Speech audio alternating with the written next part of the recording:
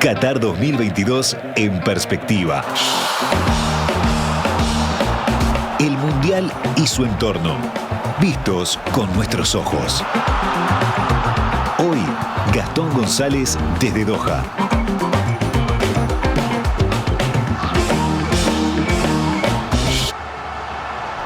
¿Es Qatar tan restrictivo como se esperaba? Ese era el título un poco que nos proponías hoy, Gastón, ¿no?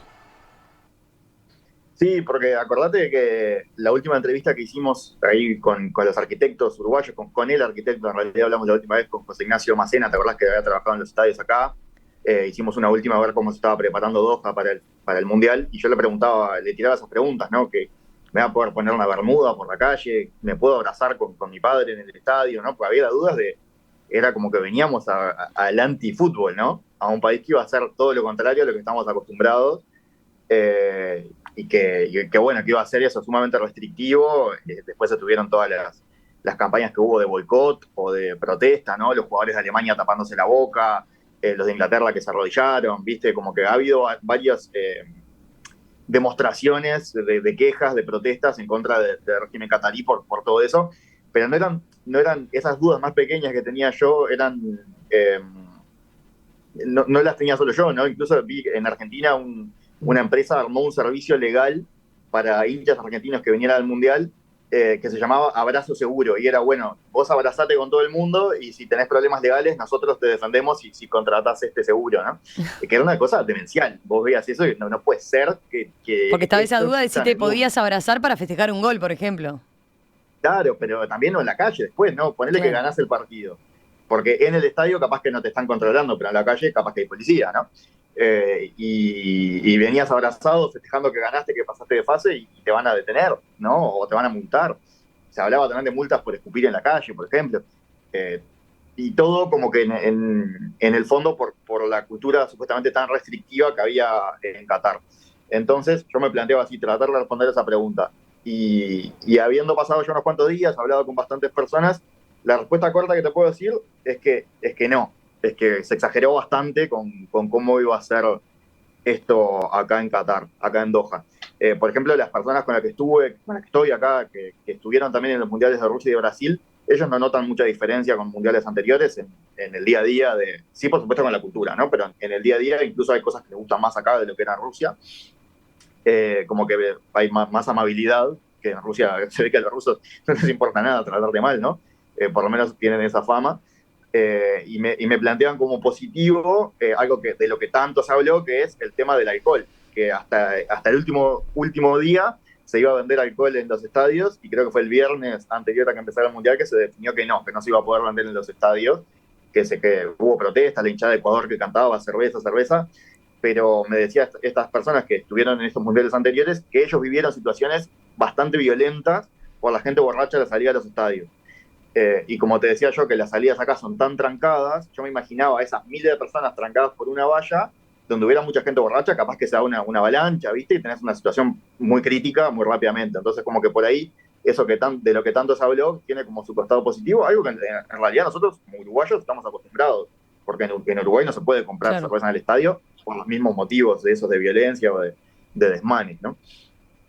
Y para mí, que es mi primera experiencia mundialista, para mí está buenísimo. Yo no noto nada en donde diga, qué lástima que no estoy viviendo la experiencia mundialista que me imaginaba, porque camino por la ciudad, todo el tiempo hay buen ambiente, de fútbol, digo, ¿no? De bombos, platillos, cánticos. El otro día, el sábado, en el SUC, el mercado del que hablamos la otra vuelta, estaba lleno de argentinos que habían hecho como un banderazo ahí en apoyo a la selección, el viernes creo que fue. Y no sabe lo que era de gente, no se podía ni caminar por el mercado, que además es medio laberíntico, y estaba buenísimo el ambiente, no había cero de lo que uno se podía imaginar de policía separando, controlando, viste, como que te habían pintado un cuadro más de ese estilo que no se dio, por lo menos no es lo que yo estoy viendo. De nuevo es una experiencia que soy hombre, ¿no? Pero está el tema de las mujeres, de lo que podemos hablar ahora un poquito más. ¿Te acordás que yo te había comentado que acá hay muchos indios y pakistaníes y bangladesíes, también, como gente del sur de Asia? Y el tema del contacto físico entre hombres, que era esto que creíamos que no íbamos a poder ni siquiera tocarnos, ¿no? Y resulta que los indios y los pakistaníes tienen como costumbre, como señal de amistad, que los hombres caminan de la mano por la calle. Y acá hay el doble de indios que de cataríes, ¿no? No es por el mundial. Viven acá el doble de indios que de cataríes y los ves caminando de la mano por la calle y no les pasa nada. Entonces también, eso de lo que tanto se habló, tan así no era. Mira. Y esto tampoco es una cosa que veo yo, ¿no? Esto que te digo de la exageración, los propios cataríes están bastante enojados. Estuve este fin de semana en una mezquita que es la principal de Qatar, que se llama, y acá voy a pronunciar el nombre como puedo, la mezquita del imán Muhammad bin Abdul Wahhab, que es una mezquita enorme, no es la más grande del mundo, pero es muy grande, entran 30.000 personas, y a diferencia de otra en la que estuve, que de la que hablamos la otra vez, esta era como más armada, una cosa más turística, con un tour, con un guía, ¿no? Designado. ¿Te acuerdas que a mí me agarró un tipo y me explicó, Sí. este es un guía designado, nos sentó a todos, nos dio una charla, después nos guió, etcétera, y una de las cosas que nos dijo fue, quiero explicarles sobre nuestra religión porque en los medios internacionales, dijo así entre comillas, ¿no? Los medios internacionales están difundiendo muchas mentiras sobre cómo es nuestra cultura, y hay incluso gente que tenía entrada para los estadios que no vino porque tenía miedo de cómo iba a ser. Entonces yo quiero explicarles cómo es, y bueno, nos habló sobre el Islam, que es una religión de paz y demás. ¿Con la ropa, Gastón, una... tampoco no has visto restricciones o complicaciones? Bueno, eso también, viste, se decía como que las mujeres por la calle no iban a poder andar vestidas a la manera occidental, ¿no? Que de hecho, viste, hoy en Montevideo se ve mucha chica joven por la calle con la panza al aire, tipo tini, viste, como no sé si es por tini o por qué, pero es algo que se ve mucho. Se puso de moda la panza al aire, que como estaba hace un tiempo, se volvió a poner de moda recientemente, y por acá también están así vestidas las mujeres, y no pasa nada, ¿no? Y yo puedo andar por la calle, obviamente, de bermudas, que nadie me diga nada, y en fin. Capaz que no puedes andar por la calle sin remera, no probé, no lo hago nunca, no lo voy a hacer acá, pero capaz que ahí no podés. Pero viste que eso no se nota, no se nota eso de esa cosa tan opresiva que se especulaba con que nos íbamos a encontrar. Y como te digo, esta es mi experiencia, que yo soy hombre, y le pregunté a una uruguaya que vive acá hace muchos años, hace 8 años, si ella había tenido alguna vez algún problema en algún lado, y me dijo que no notaba ninguna diferencia. Es más, como que siente que los hombres acá son más respetuosos de lo que son, por ejemplo, en Uruguay, o ella también vivió en Centroamérica, y como que acá sentía que había un mayor respeto. Pero como te digo, esa es la respuesta corta. Si hacemos una respuesta más larga, probablemente necesitaríamos traer, no sé, a Susana Mangana o a alguien experto en el mundo árabe e islam para profundizar más en eso. Yo puedo hacer un intento corto, ¿no? La respuesta larga igual es corta, de contar también según lo que he visto y lo que he aprendido y lo que he preguntado y lo que he estado leyendo también para tratar de entender mejor. Primero, digo yo que no he sufrido restricciones, pero está muy clara, cuando caminas por Doha, la intención del gobierno de que no pase nada en el Mundial, de que se mantenga el orden. Hay policías por todos lados, después hay algunos que, según me han dicho, son como agentes de incógnito, que están con la valla, la túnica blanca tradicional, pero que tienen un arma, ¿no? Que no la ves, están como de incógnito, pero la gente que vive acá los reconoce. Y después lo que hay es muchísimo personal destinado a ordenar a las masas, a decirte, es por allá, el metro es por allá, para aquel lado está tal cosa, que cuando no hay nadie te da un poco de pena porque están parados solos ahí diciendo metro, y somos dos los que estamos pasando, pero cuando son 30.000 saliendo del estadio, también te asusta un poco por ello, porque son 3 tipos parados ahí, pero digo 3 tipos, pero 3 tipos o sea, hay muchísimos, ¿no? 3 tipos en este rincón y acá más y acá más, y es imposible saltarte una valla, por ejemplo. Ayer vi a uno tratar de hacerlo para recortar una fila porque te agarra alguien. Está lleno de gente cuidando eso, ¿no? Cuidando que no pase nada. Lo cual yo siento que está un poco atado con alambre.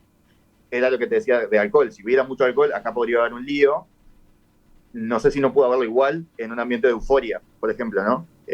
Donde haya un desmadre me parece que se puede poner peligroso porque toda esta policía está todo armado para el Mundial. No es algo que Qatar tuviera ya de antes, según tengo entendido. No es algo que Qatar tuviera ya una policía formada y demás, sino que acá la policía es más como la londinense, ¿viste? Que no tienen armas.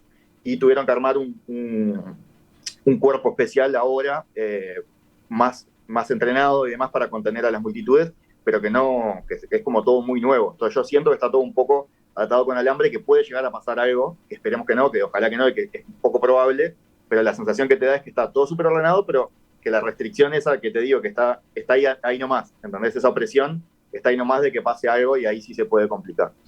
Después lo otro es el trato a la mujer.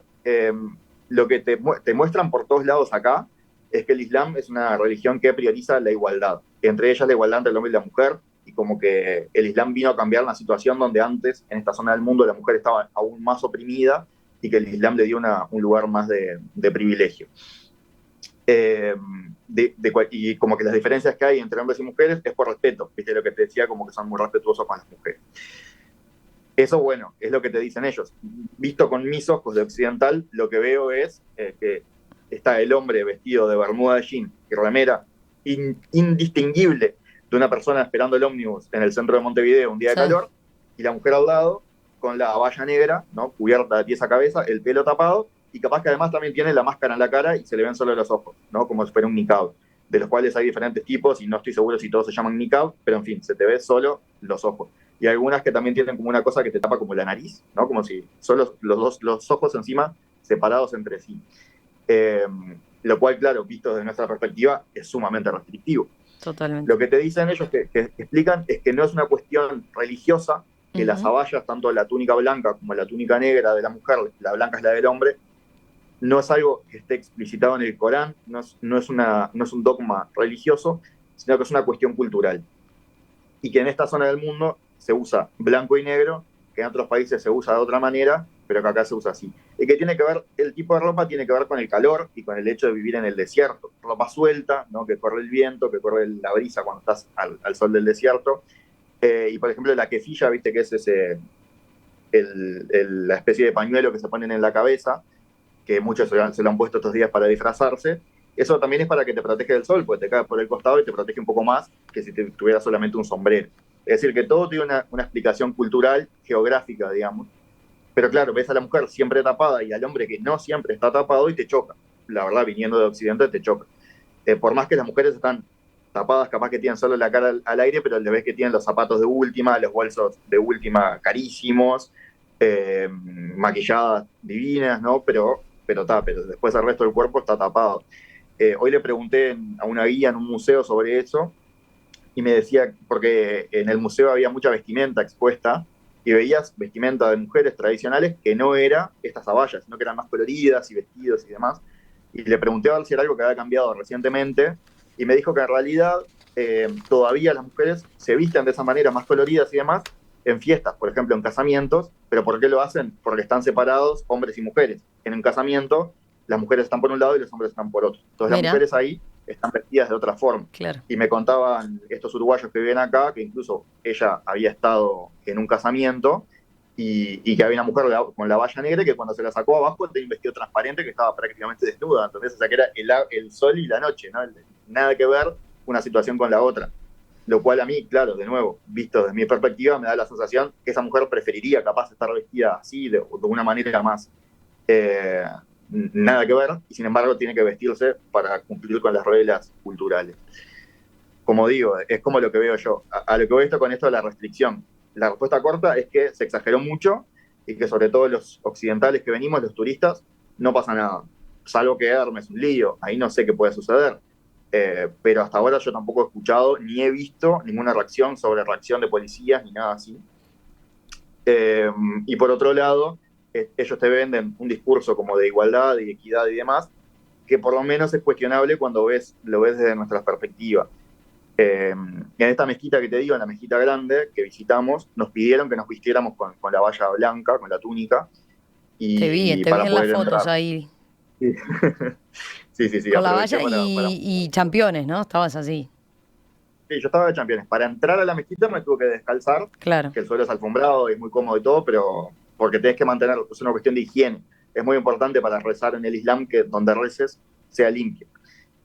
Por eso también hay muchos musulmanes que andan con una alfombra guardada, por si no tienen dónde rezar, no hay mezquita. Entonces, para asegurarse de estar en un lugar limpio, ponen su alfombra y rezan sobre ella, ¿no? Por eso hay que descalzarse para entrar. Pero nos pidieron que nos pusiéramos la túnica y nos dijeron, en parte es una cuestión un poco colorida, turística, para que te sientas parte, pero también es una cuestión de respeto hacia nuestra cultura. Y dice que es una cultura, nos decía el guía, la nuestra es una cultura de humildad, por eso estamos todos vestidos iguales, para que no haya diferencia en las ropas.